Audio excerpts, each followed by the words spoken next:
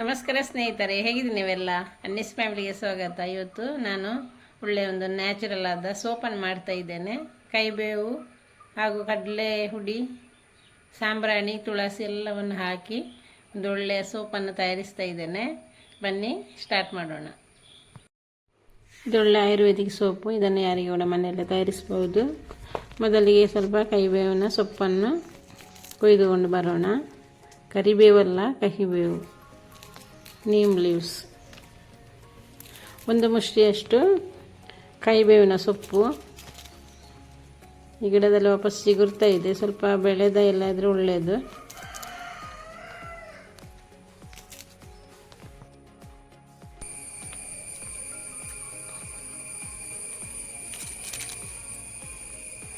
ಇಲ್ಲಿ ತುಳಸಿ ಗಿಡಗಳು ಎಷ್ಟು ಚಿಗುರಿವೆ. ನೆಕ್ಸ್ಟ್ ತುಳಸಿ ಎಲೆಗಳನ್ನು ಕೊಯ್ತಾ ಇದ್ದೇನೆ. ಚಿಕ್ಕ ಚಿಕ್ಕ ಹೊಸ ಗಿಡಗಳು, ಇದರಲ್ಲಿ ಎಷ್ಟು ಎಲೆಗಳಿವೆ. ಇದೆಲ್ಲ ಮನೆ ಬಾಗಿಲಲ್ಲಿದ್ದರೆ ಎಷ್ಟು ಒಳ್ಳೆಯದು ಇಂಥ ಆಯುರ್ವೇದಿಕ್ ಗಿಡಗಳೆಲ್ಲ.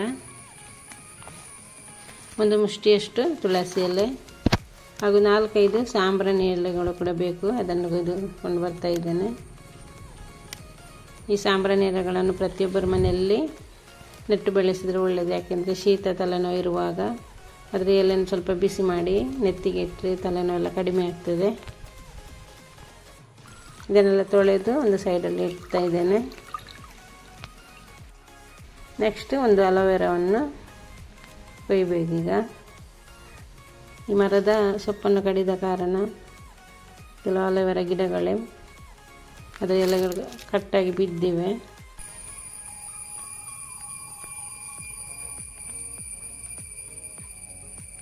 ಇದರಿಂದ ತುಂಬ ಸಲ ಕೊಯ್ದಿದ್ದೇನೆ ನಾನು ಇದರ ಮೊದಲು, ಎಣ್ಣೆ ಮಾಡುವಾಗ ಹಾಗೂ ಸೋಪನ್ನು ತಯಾರಿಸುವಾಗ. ಇವತ್ತು 3ನೇ ಸಲ ನಾನು ಸೋಪ್ ಮಾಡ್ತಾ ಇದ್ದೇನೆ. ಮೊದಲಿಗೆ ಬರೀ ಅಲೋವೆರಾ ಮಾತ್ರ ಹಾಕಿ ಮಾಡಿದ್ದೆ, ಅದರ ಜೆಲ್ಲನ್ನು ಮಾತ್ರ ಹಾಕಿ. ಇವತ್ತು ಇಡೀ ಅಲೋವೆರಾವನ್ನು ಹಾಕಿ ಮಾಡ್ತಾ ಇದ್ದೇನೆ. ಈ ಅಲೋವೆರಾವನ್ನು ಒಂದು ಪ್ಲೇಟಲ್ಲಿ ಕಟ್ ಮಾಡಿ ಸ್ವಲ್ಪ ಹೊತ್ತು ಇಡಬೇಕಾಗ್ತದೆ. ಇದರಲ್ಲಿ ಅದರ ಮೈಣ ತಾಗಿದರೆ ಮೈಯೆಲ್ಲ ತುರಿಸ್ತದೆ. ಆದ ಕಾರಣ ಸ್ವಲ್ಪ ಹೊತ್ತು ಅದನ್ನು ಇಟ್ಟು ನಂತರ ತೊಳೆದು ಕಟ್ ಮಾಡಿ ಅದನ್ನೀಗ ನಾನು ಗ್ರೈಂಡ್ ಮಾಡ್ತಾ ಇದ್ದೇನೆ. ಈ ತುಳಸಿ ಎಲೆ, ಸಾಂಬ್ರಾಣಿ ಎಲೆ ಹಾಗೂ ಕೈಬೇವಿನ ಎಲೆಗಳನ್ನು ಹಾಗೂ ಅಲೋವೆರಾ ಎಲ್ಲವನ್ನು ಸೇರಿಸಿ ನೈಸಾಗಿ ಕಡಿಯುವುದು. ಅದಕ್ಕೆ ನಾನು 2 ಸ್ಪೂನ್ನಷ್ಟು ಕಡಲೆ ಹುಡಿಯನ್ನು ಹಾಕ್ತಾಯಿದ್ದೇನೆ. ಕಡಲೆ ಹುಡಿ ಕೂಡ ಮುಖಕ್ಕೆ ತುಂಬ ಒಳ್ಳೆಯದು. ಎಲ್ಲವನ್ನು ಸೇರಿಸಿ ನೈಸಾಗಿ ಕಡಿಯುವುದು. ಇದಕ್ಕೆ ಸ್ವಲ್ಪ ನೀರು ಸೇರಿಸ್ಬೋದು. ನಾನೀಗ ಸೇರಿಸ್ತಾ ಇಲ್ಲ, ಅದು ಮಿಕ್ಸಿ ಜಾರನ್ನು ತೊಳೆಯುವಾಗ ಮಾತ್ರ ನೀರನ್ನು ಸ್ವಲ್ಪ ಸೇರಿಸಿದ್ದೇನೆ. ಕಡೆದು ಪೇಸ್ಟ್ ಮಾಡಿ ಆಯಿತು.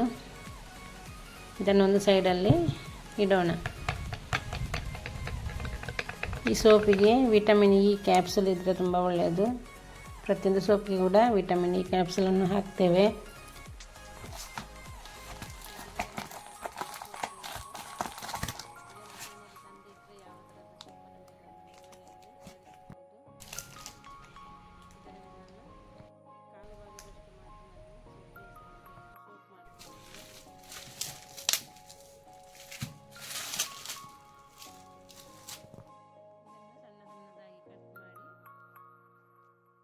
ಅದನ್ನು ಡಬಲ್ ಬಾಯ್ಲ್ ಮಾಡಿ ಮೆಲ್ಟ್ ಮಾಡಲಿಕ್ಕಿದೆ. ಇದನ್ನು ಆದಷ್ಟು ಚಿಕ್ಕದಾಗಿ ಕಟ್ ಮಾಡಿದರೆ ಒಳ್ಳೆಯದು. ಸಣ್ಣದಾದಷ್ಟು ಬೇಗನೆ ಮೆಲ್ಟ್ ಆಗ್ತದೆ. ಆದ ಕಾರಣ ನಾನು ಸಣ್ಣ ಒಂದು ಪಾತ್ರೆಯಲ್ಲಿ ಇದನ್ನು ಈ ಕಟ್ ಮಾಡಿಕೊಂಡ ಸೋಪ್ ಬೇಸನ್ನು ಹಾಕಿ ಒಂದು ಬಾಣಲೆಯಲ್ಲಿ ನೀರನ್ನು ಬಿಸಿ ಮಾಡಲಿಕ್ಕೆ ಇಟ್ಟಿದ್ದೇನೆ. ಅದು ಕುದಿಯುವಾಗ ಈ ಪಾತ್ರೆಯನ್ನು ಬಾಣಲೆ ಒಳಗೆ ಇಟ್ಟು ಇದನ್ನು ಬಿಸಿ ಮಾಡೋದು.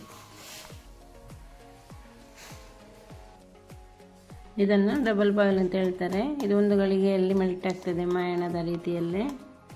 ಕ್ಯಾಂಡಲ್ ಮಯಣ ಹೇಗೆ ಕರಗ್ತದೆ ಈ ರೀತಿ ಈ ಸೋಪ್ ಬೇಸು ಕೂಡ ಬೇಗನೆ ಕರಗ್ತದೆ.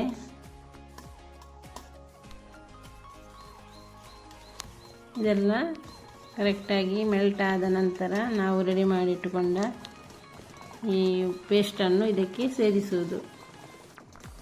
ಸೋಪ್ ಬೇಸ್ ಕಂಪ್ಲೀಟಾಗಿ ಮೆಲ್ಟ್ ಆದ ನಂತರ ಈ ಪೇಸ್ಟನ್ನು ಇದಕ್ಕೆ ಸೇರಿಸಿ ಚೆನ್ನಾಗಿ ಮಿಕ್ಸ್ ಮಾಡೋದು.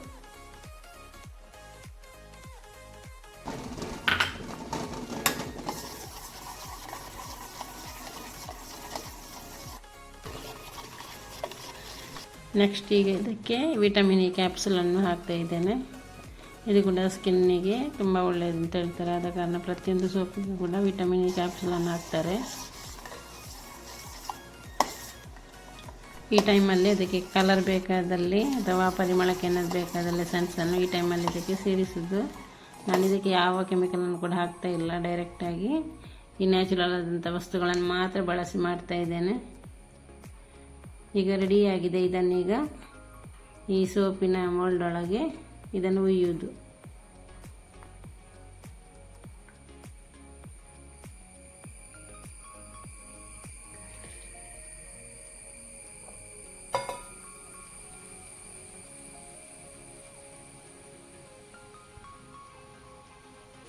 ಇಷ್ಟರಲ್ಲಿ 5 ಸೋಪ್ ರೆಡಿ ಆಯಿತು.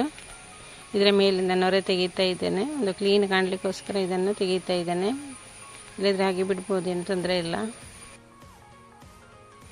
ಈ ನೊರೆಯಾದರೂ ತೆಗೆದ ಕೂಡಲೇ ಅದು ಗಟ್ಟಿಯಾಗುವುದು. ಸೋಪು ಕೂಡ ಹಾಗೆ ತುಂಬ ಹೊತ್ತು ಏನು ಬೇಕು ಅಂತೇನಿಲ್ಲ ಇದು ಒಣಗಲಿಕ್ಕೆ. ಅದು 1 ಗಂಟೆ, ಒಂದು ಅರ್ಧ ಗಂಟೆ ಸಾಕು, ಅಷ್ಟರಲ್ಲೇ ಅದು ಗಟ್ಟಿ ಆಗ್ತಾ ಬರ್ತದೆ. ತೆಗೆದು ಆವಾಗಲೇ ಇದನ್ನು ನಾನು ಯೂಸ್ ಮಾಡಿದ್ದೇನೆ. ಏನಾಗೋದಿಲ್ಲ, ಏನು ತುರಿಸೋದಿಲ್ಲ, ಏನಾಗೋದಿಲ್ಲ. ವಾಷಿಂಗ್ ಸೋಪ್ ಆದರೆ 14 ದಿನ ಬಿಡಬೇಕಾಗ್ತದೆ, ಅಷ್ಟೇ ಜಾಗ್ರತೆ ಮಾಡಬೇಕಾಗ್ತದೆ. ಈ ಸೋಪ್ ಆದರೆ ಆವಾಗಲೇ ಇದನ್ನು ಯೂಸ್ ಮಾಡ್ಬೋದು. ನೋಡಿ ಎಷ್ಟು ಚೆಂದವಾಗಿ ಬಂದಿದೆ ನೋಡಿ. ಈ ಮೌಲ್ಡಿಂದ ಸೋಪು ತೆಗಿಲಿಕ್ಕೆ ತುಂಬ ಖುಷಿಯಾಗೋದು, ಕರೆಕ್ಟಾಗಿ ಎದ್ದು ಬರ್ತದೆ, ಏನು ವೇಸ್ಟ್ ಇದರಲ್ಲಿ ಉಳಿಯೋದಿಲ್ಲ. ನಾನು 2-3 ಇಂದ ಮೌಲ್ಡನ್ನು ಆನ್ಲೈನಲ್ಲಿ ತರಿಸಿಟ್ಟಿದ್ದೇನೆ. ಇದಿಲ್ಲದಿದ್ದರೆ ಕೂಡ ನಡೆಯುತ್ತದೆ, ಪೇಪರ್ ಗ್ಲಾಸಲ್ಲಿ ಅಥವಾ ಸ್ಟೀಲ್ನ ಚಿಕ್ಕ ಚಿಕ್ಕ ಬೌಲ್ಗಳಲ್ಲಿ ಯಾವುದರಲ್ಲಿ ಕೂಡ ಇದನ್ನು ಮಾಡ್ಬೋದು. ಮೌಲ್ಡೇ ಬೇಕಂತೇನಿಲ್ಲ. ಈ 2 ಮೌಲ್ಡಿಗೆ 150 ರೂಪಾಯಿ ಆಗಿದೆ. ಕಡಿಮೆ ಬೆಲೆಯಲ್ಲಿ ಕೂಡ ಇದು ಸಿಗ್ತದೆ. ಒಂದೊಳ್ಳೆ ನ್ಯಾಚುರಲ್ ಆದ ಆಯುರ್ವೇದಿಕ್ ಸೋಪ್ ರೆಡಿಯಾಗಿದೆ. ಕೈಬೇವಿನ ಎಲೆ, ತುಳಸಿ ಎಲೆ, ಸಾಂಬ್ರಾಣಿ ಎಲೆ, ಕಡಲೆ ಹುಡಿ ಎಲ್ಲ ಹಾಕಿ ಒಂದೊಳ್ಳೆಯ ಸೋಪ್.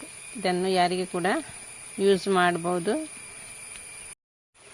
1 ವರ್ಷದ ಮಕ್ಕಳ ನಂತರ ಯಾರಿಗೆ ಬೇಕಾದರೆ ಇದನ್ನು, ಯಾವ ಪ್ರಾಯಸ್ಥರಿಗೂ ಕೂಡ ಎಲ್ಲರಿಗೂ ಇದನ್ನು ಯೂಸ್ ಮಾಡ್ಬೋದು. ಸೌಂದರ್ಯವರ್ಧಕವಾಗಿ ಯಾವುದನ್ನೆಲ್ಲ ನೀವು ಉಪಯೋಗಿಸ್ತೀರ ಅದನ್ನೆಲ್ಲ ಇದಕ್ಕೆ ಸೇರಿಸಬಹುದು. ಹಾಗೂ ಇದು ಸ್ನಾನಕ್ಕೆ ಕೂಡ ಉಪಯೋಗಿಸ್ಬೋದು. ಮುಖವನ್ನು ತೊಳೆಯಲಿಕ್ಕೆ ಕೂಡ ಇದನ್ನು ಉಪಯೋಗಿಸ್ಬೋದು. ನೀವು ಕೂಡ ಇದನ್ನೊಮ್ಮೆ ಟ್ರೈ ಮಾಡಿ ನೋಡಿ. ಇದರಲ್ಲಿ ಒಳ್ಳೆ ನೊರೆ ಕೂಡ ಬರ್ತದೆ. ನಾನು ಇದನ್ನು ತೊಳೆದು ನಿಮ್ಮ ಮುಂದೆ ತೋರಿಸ್ತೇನೆ. ಇದಕ್ಕೆ ಎಸೆನ್ಸ್ ಆಗಿ ರೋಸ್ ವಾಟರನ್ನು ಕೂಡ ಸೇರಿಸ್ಬೋದು. ಬೇರೆ ಸೋಪ್ನ ಥರವೇ ಇದಕ್ಕೆ ಕೂಡ ಒಳ್ಳೆ ನೊರೆ ಬರ್ತದೆ. ನಾನು ಇದಕ್ಕೆ ಕಲರ್ ಹಾಗೂ ಪರಿಮಳ ಎಸೆನ್ಸ್ ಏನು ಹಾಕಲಿಲ್ಲ. ನೀವು ಕೂಡ ಇದನ್ನೊಮ್ಮೆ ಟ್ರೈ ಮಾಡಿ ನೋಡಿ. ಇದು ನ್ಯಾಚುರಲ್ ಆದ ಸೋಪು. ಇದನ್ನು ಧೈರ್ಯವಾಗಿ ಯೂಸ್ ಮಾಡ್ಬೋದು, ಯಾವ ಸೈಡ್ ಎಫೆಕ್ಟ್ ಕೂಡ ಇದರಲ್ಲಿ ಇಲ್ಲ. ನೋಡಿದಿರಲ್ವಾ ಸೋಪನ್ನು ಯಾವ ರೀತಿ ತಯಾರಿಸೋದು ಅಂತೇಳಿ. ನಮ್ಮ ಇಂದಿನ ವಿಡಿಯೋ ಇಷ್ಟವಾದ್ರಿಂದ ಲೈಕ್ ಕೊಡಿ, ಶೇರ್ ಮಾಡಿ, ಸಬ್ಸ್ಕ್ರೈಬ್ ಮಾಡಿ. ಇನ್ನು ಮುಂದಿನ ವಿಡಿಯೋದಲ್ಲಿ ಸಿಗುವವರೆಗೂ ಬಾಯ್.